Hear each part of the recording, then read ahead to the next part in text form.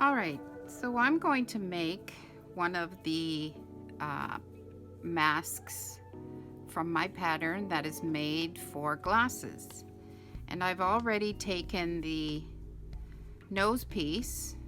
As you see, it's fused with the piece of sardine can in between there, so that's why I cannot pull it apart.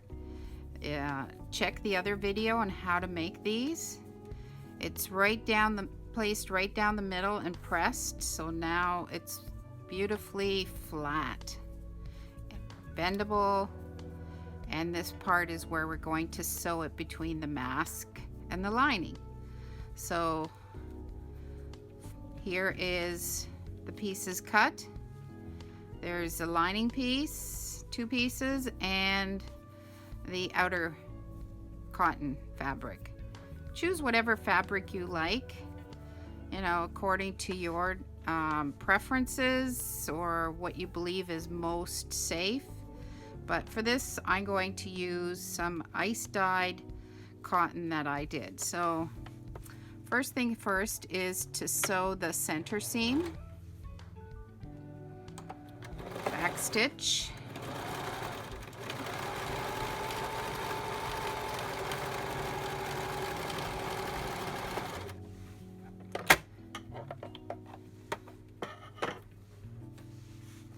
so center seam sewn of the outer,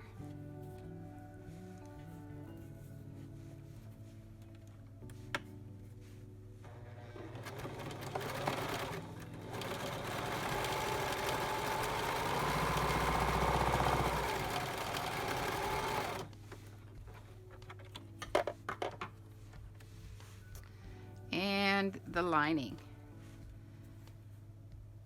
Now, sometimes to keep that center seam really nice and flat, I like to top stitch it. So press apart that center seam, nicely finger press it, and then you can choose whatever type of stitch you want.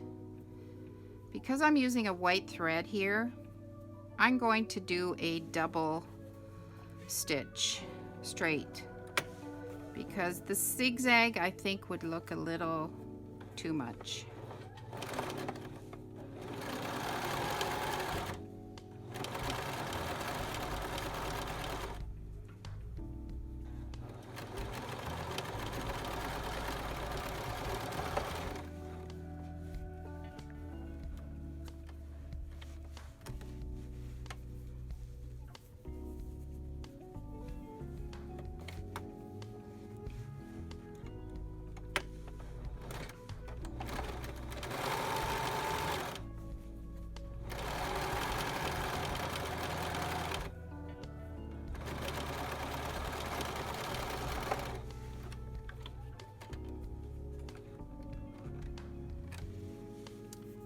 Now I do this when it's only the outer layer, because later on it's really hard to push those outside.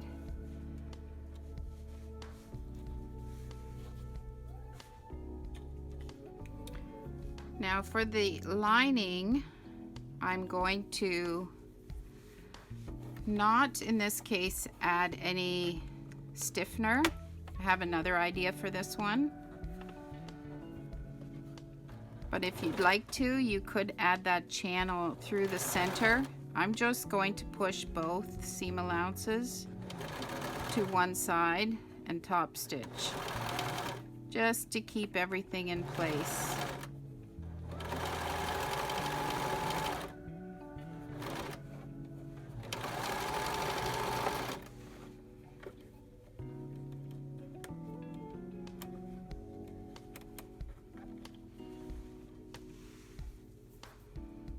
There you have that top stitched to one side. Carefully cut off the extra I mean, some of these steps you can simplify for yourself depending how fussy you are. I'm a bit of a top stitch queen because that keeps things nicely in place. So notice how the top edge is clipped. Okay, so those little clips allow you to pull it a little more flat.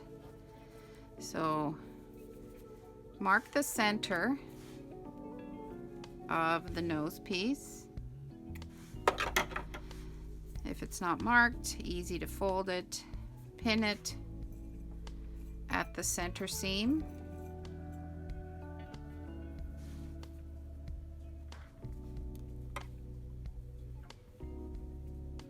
And now that curve can match up with the curve of the nose piece.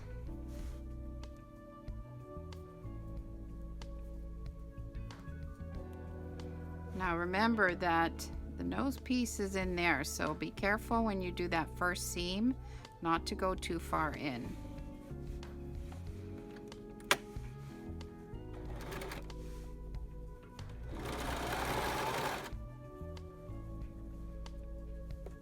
I start at the end because I treat it almost like a stay stitching. Prevents fabric sometimes from extra stretch out. Curve around the nose piece, pull the front fabric so that you can match it up with the curve of the nose piece.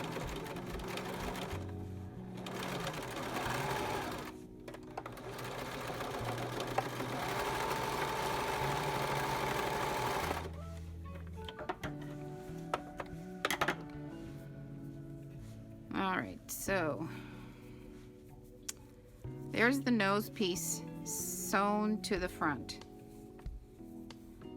Okay, now instead of doing it all in one, which can be a little troublesome, now this needs a little bit of clipping. So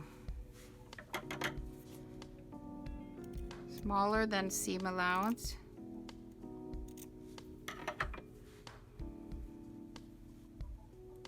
I adjust my seam allowance slightly here and there depending if I want to make a little bit bigger mask or a little bit smaller mask. So match up the center seams and pin. Again, open up the clipping.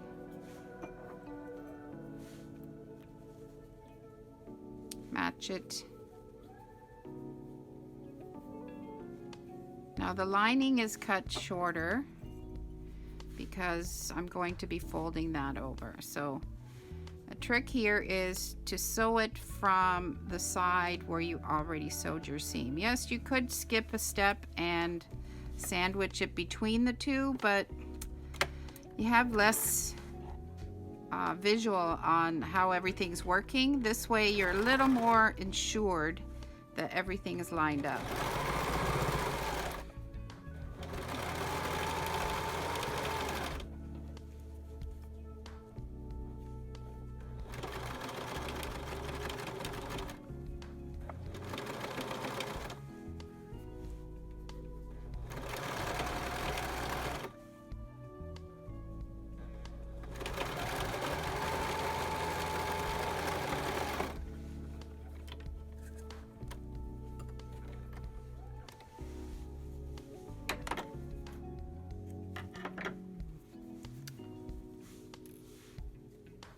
So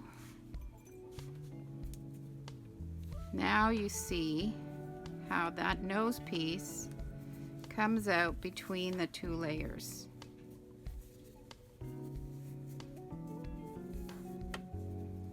So everything's good there. I'm not going to deal with more of it yet. Flip it back, do the bottom.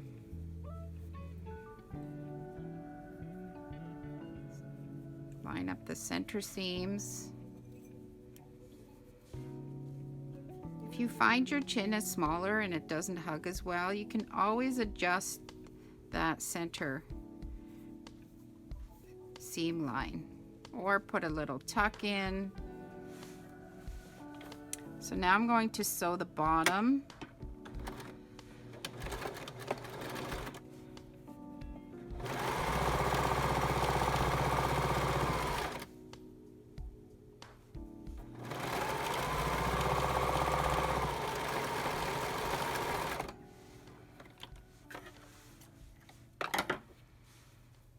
Pretty basic. You're going to take a little bit of the seam allowance off if you like. This fabric's actually really thin.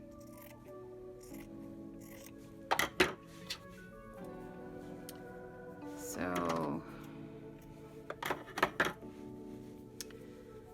the ends are open, so it allows for very easy turning of the mask.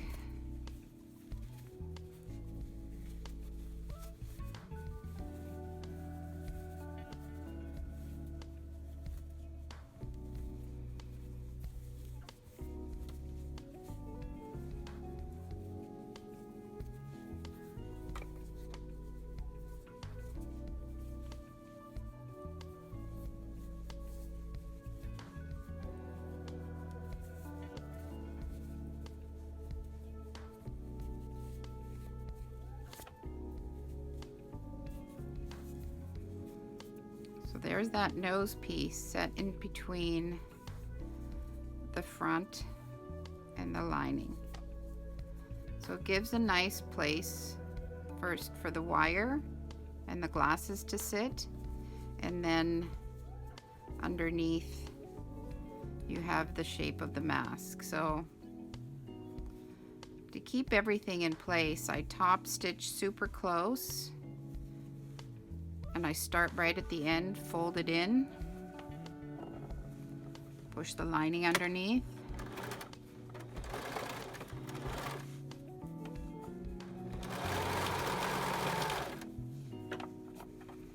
kind of make sure, grab the lining,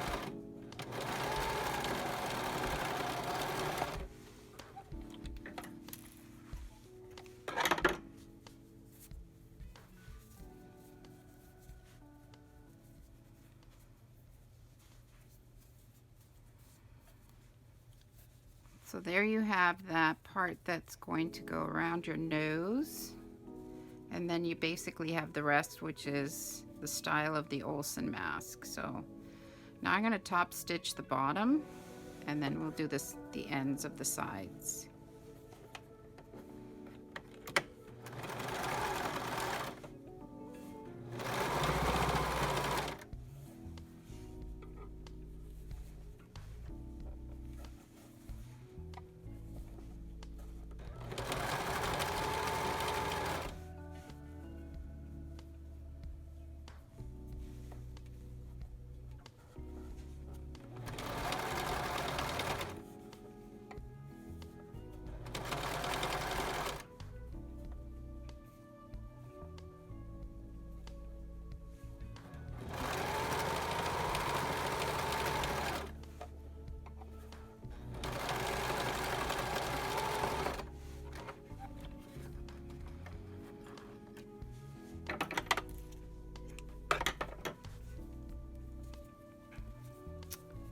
So there's the shape of the mask. Quite nice. A little bit of fraying, but that's going to be covered.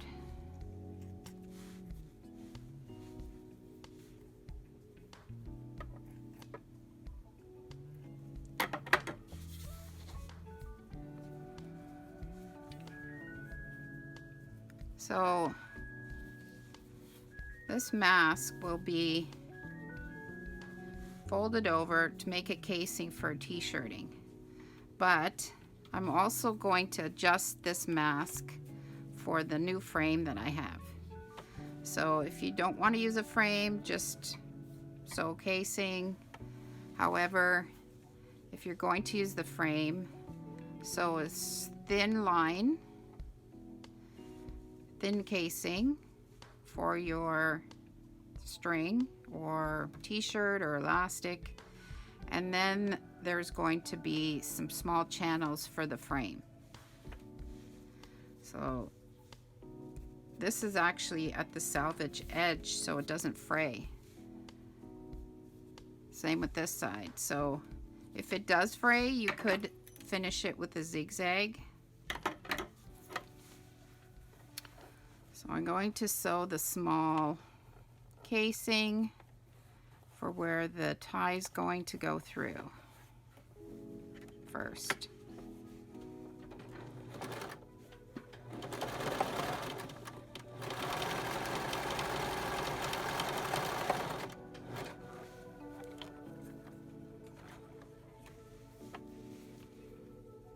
And on the other side.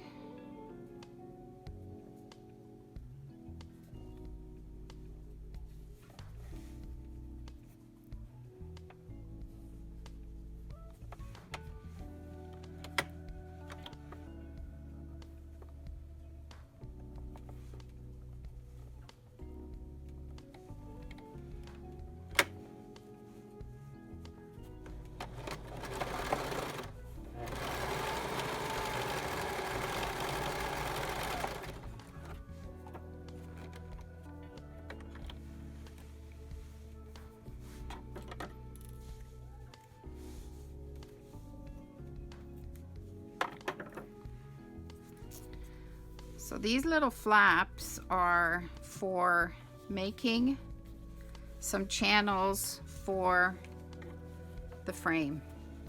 So the frame needs to slide in. So 1/4 of an inch, maybe from each side, depending, and a little over 1/4 of an inch wide. Sew some forward and backward.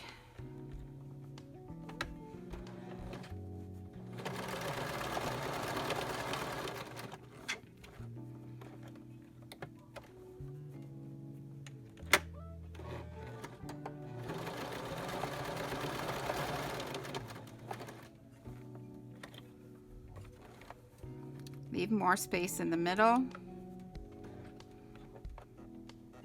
And it's not that crucial where these are, as long as they're somewhat near the top and the bottom. Not perfectly at the edge.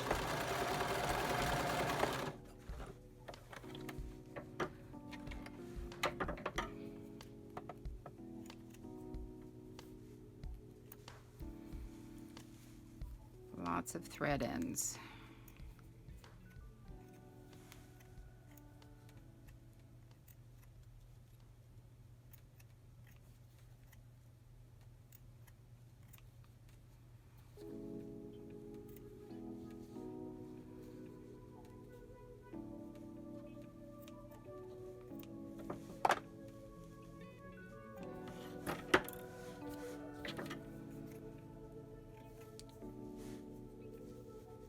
You could do this in matching thread so it won't be so obvious.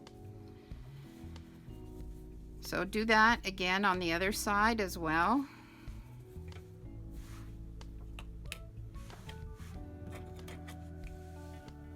So now I've done that on both sides to make those spots for the frame.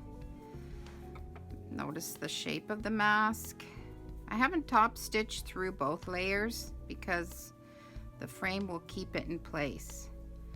So my favorite way of having the ties is not using elastic, but using some t-shirt fabric that is cut in strips, and you can adjust the width of your strips so that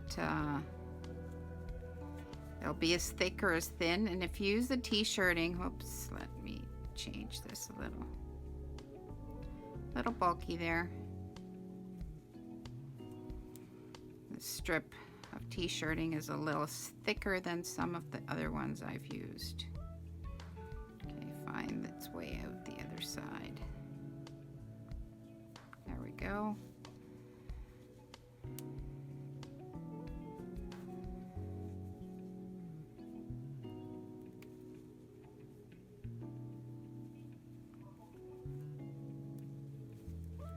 Actually, so here's some t-shirt that's actually cut thinner, strip,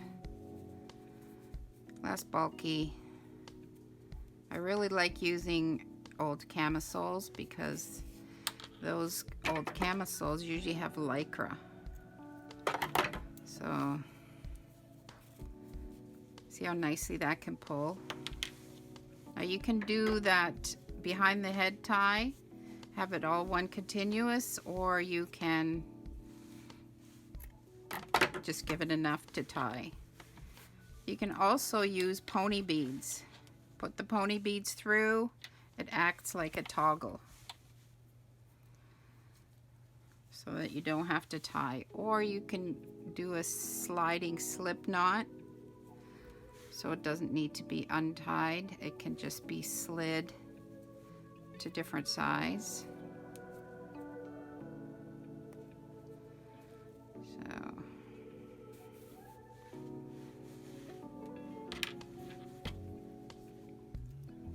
let's match the length.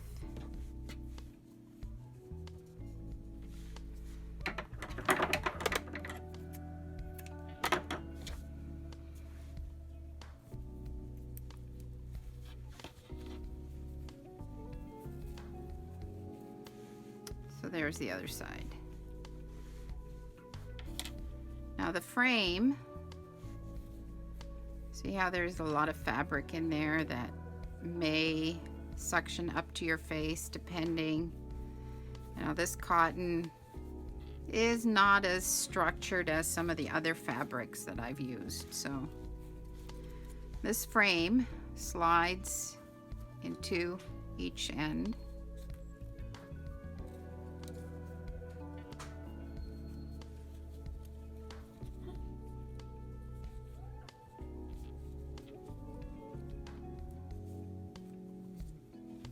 And pushes out the mask. So how long the legs or arms of this thing is will push the mask away from your face. So when you make your frame, make it longer at the beginning. This should probably be a bit longer. So each mask will be a little different. But now, when wearing this, it will not touch your face. You can push it up more or down depending where your chin or nose are, but there you go.